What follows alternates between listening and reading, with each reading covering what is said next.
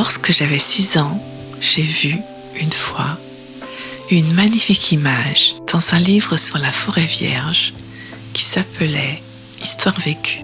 Ça représentait un serpent boa qui avalait un fauve. Voilà la copie du dessin. On disait dans le livre, les serpents boa avalent leur proie tout entière sans la mâcher. Ensuite, ils ne peuvent plus bouger et ils dorment pendant les 6 mois de leur digestion. J'ai alors beaucoup réfléchi sur les aventures de la jungle et à mon tour, j'ai réussi avec un crayon de couleur à tracer mon premier dessin. Mon dessin numéro 1, il était comme ça. J'ai montré mon chef-d'œuvre aux grandes personnes et je leur ai demandé si mon dessin leur faisait peur. Elles m'ont répondu « Pourquoi un chapeau ferait-il peur ?» Mon dessin ne représentait pas un chapeau, il représentait un serpent boa qui digérait un éléphant. J'ai alors dessiné l'intérieur du serpent boa, afin que les grandes personnes puissent comprendre. Elles ont toujours besoin d'explications. Mon dessin numéro 2 était comme ça.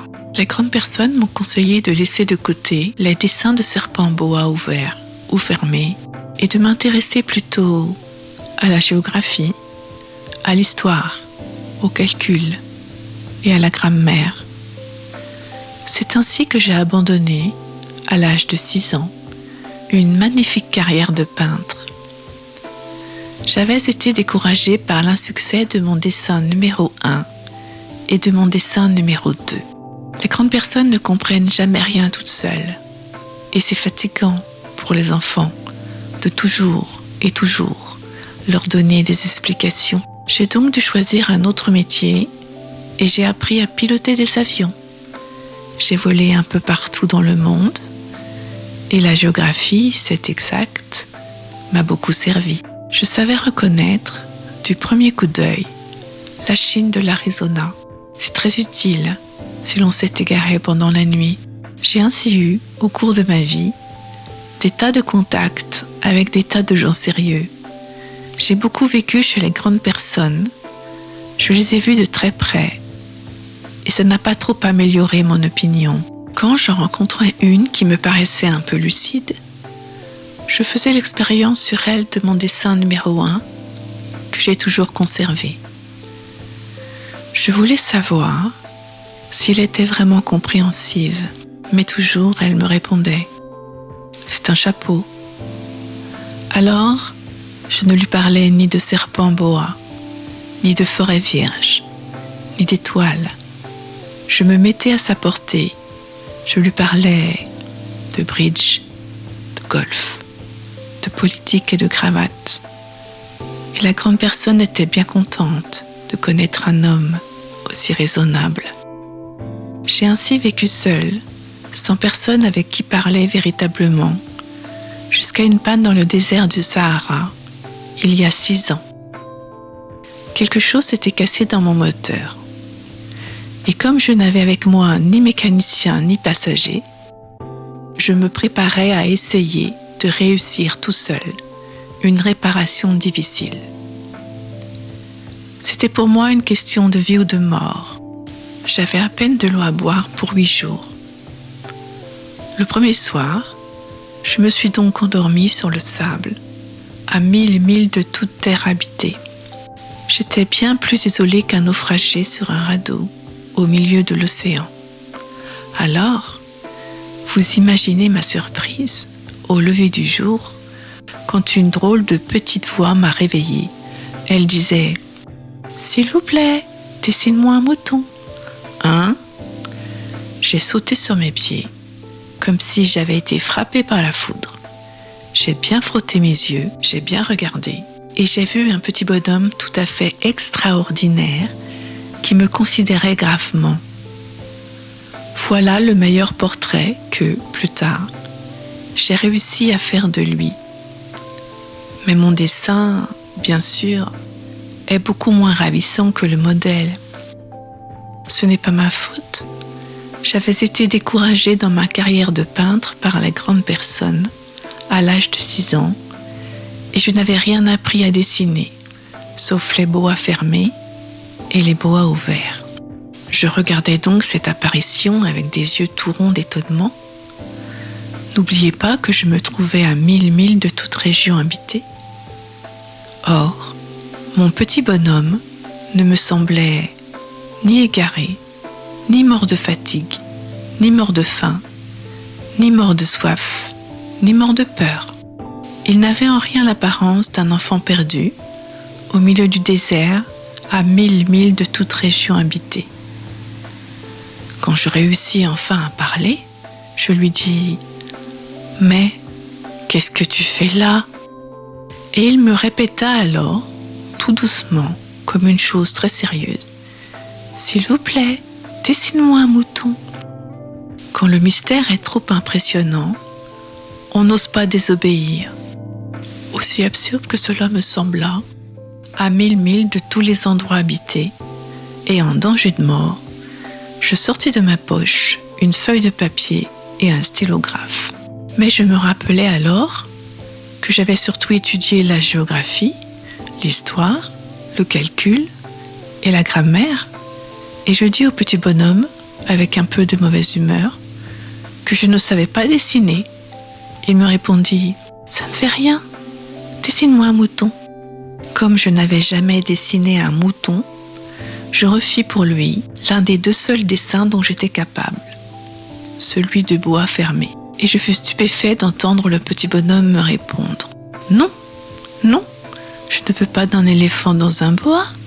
Un boa c'est très dangereux, et un éléphant c'est très encombrant. Chez moi c'est tout petit.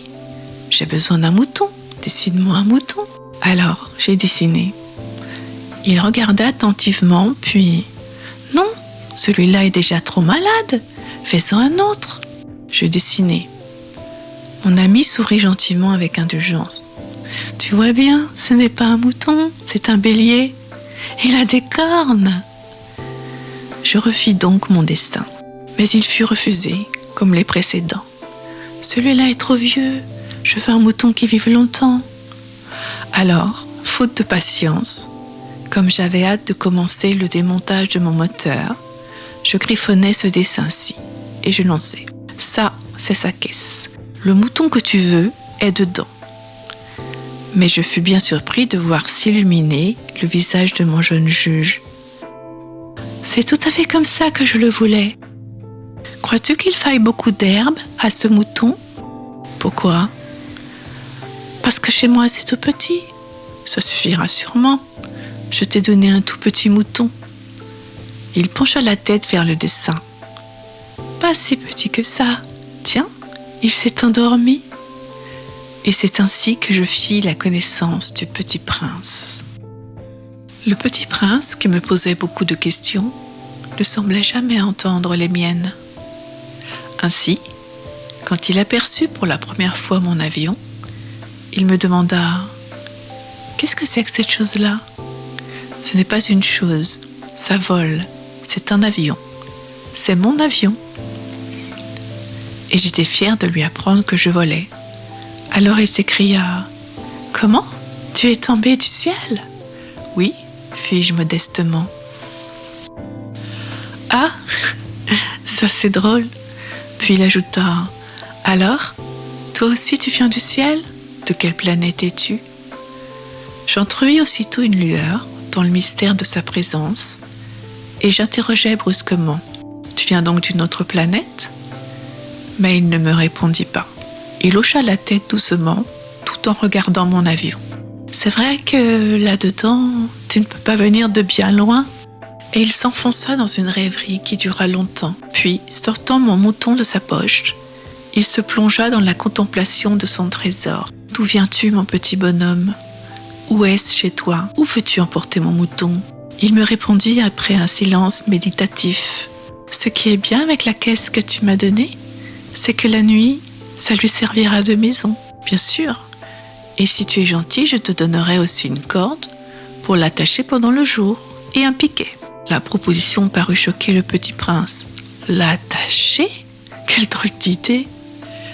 Mais si tu ne l'attaches pas, il ira n'importe où et il se perdra. » Et mon ami eut un nouvel éclat de rire. « Mais où veux-tu qu'il aille ? n'importe où, droit devant. Alors le petit prince remarqua gravement. Ça ne fait rien, c'est tellement petit chez moi. Et avec un peu de mélancolie, peut-être, il ajouta, droit devant soi, on ne peut pas aller bien loin. J'avais ainsi appris une seconde chose très importante. C'est que sa planète d'origine était à peine plus grande qu'une maison. Je savais bien qu'en dehors des grosses planètes comme la Terre, Jupiter, Mars, Vénus, auxquelles on a donné des noms, il y en a des centaines d'autres qui sont quelquefois si petites qu'on a beaucoup de mal à les apercevoir au télescope. Quand un astronaute découvre l'une d'elles, il lui donne pour nom un numéro. Il l'appelle par exemple l'astéroïde 325. J'ai de sérieuses raisons de croire que la planète d'où venait le petit prince est l'astéroïde B612. Cet astéroïde n'a été aperçu qu'une fois au télescope en 1909 par un astronaute turc. Un mouton, s'il mange les arbustes, il mange aussi les fleurs ? Demanda le petit prince. Un mouton mange tout ce qu'il rencontre, même les fleurs qui ont des épines ? Oui, même les fleurs qui ont des épines. Alors les épines, à quoi servent-elles ? Je ne le savais pas. J'étais alors très occupée à essayer de dévisser un boulon trop serré de mon moteur. J'étais très soucieux car ma panne commençait de m'apparaître comme très grave. Et l'eau à boire qui s'épuisait me faisait craindre le pire. Les épines, à quoi servent-elles ? Le petit prince ne renonçait jamais à une question, une fois qu'il l'avait posée. J'étais irritée par mon boulon et je répondis n'importe quoi. Les épines, ça ne sert à rien. C'est de la pure méchanceté de la part des fleurs. Oh ! Mais après un silence, il me lança, avec une sorte de rancune. Je ne te crois pas. Les fleurs sont faibles, elles sont naïves, elles se rassurent comme elles peuvent, elles se croient terribles avec leurs épines. Je ne répondis rien. Et tu crois, toi, que les fleurs... Mais non, je ne crois rien. J'ai répondu n'importe quoi. Je m'occupe, moi, de choses sérieuses. Tu parles comme les grandes personnes. Ça me fit un peu honte, mais impitoyable, il ajouta « Tu confonds tout, tu mélanges tout ». Il était vraiment très irrité. Il secouait au vent des cheveux tout dorés. Je connais une planète où il y a un monsieur cramoisi. Il n'a jamais respiré une fleur. Il n'a jamais regardé une étoile. Il n'a jamais aimé personne. Il n'a jamais rien fait d'autre que des additions. Et toute la journée, il répète comme toi « Je suis un homme sérieux, je suis un homme sérieux ». Et ça le fait gonfler d'orgueil. Mais ce n'est pas un homme, c'est un champignon. Un quoi ? Un champignon. Il y a des millions d'années que les fleurs fabriquent des épines. Il y a des millions d'années que les moutons mangent quand même les fleurs. Et ce n'est pas sérieux de chercher à comprendre pourquoi elles se donnent tant de mal pour se fabriquer des épines qui ne servent jamais à rien. Ce n'est pas important, la guerre des moutons et des fleurs. Ce n'est pas plus sérieux et plus important que les additions d'un gros monsieur rouge. Et si je connais, moi, une fleur unique au monde, qui n'existe nulle part, sauf sur ma planète, et qu'un petit mouton peut anéantir d'un seul coup, comme ça, un matin, sans se rendre compte de ce qu'il fait, ce n'est pas important, ça ? Il rougit puis reprit. Si quelqu'un aime une fleur, qui n'existe qu'à un exemplaire, dans les millions et les millions d'étoiles, ça suffit pour qu'il soit heureux quand il les regarde. Il se dit « Ma fleur est là, quelque part. Mais si le mouton mange la fleur, c'est pour lui comme si, brusquement, toutes les étoiles s'éteignaient. Et ce n'est pas important, ça ?» Il ne put rien dire de plus. Il éclata brusquement en sanglots. La nuit était tombée, j'avais lâché mes outils. Je me moquais bien de mon marteau, de mon boulon, de la soif et de la mort. Il y avait sur une étoile, une planète, la mienne, la terre, un petit prince à consoler. Je le pris dans mes bras, je le berçais. Je lui disais « La fleur que tu aimes n'est pas en danger. Je lui dessinerai une muselière à ton mouton. Je te dessinerai une armure pour ta fleur. » Je ne savais pas trop quoi dire. Je me sentais très maladroit. Je ne savais pas comment l'atteindre ou le rejoindre. C'est tellement mystérieux, le pays des larmes.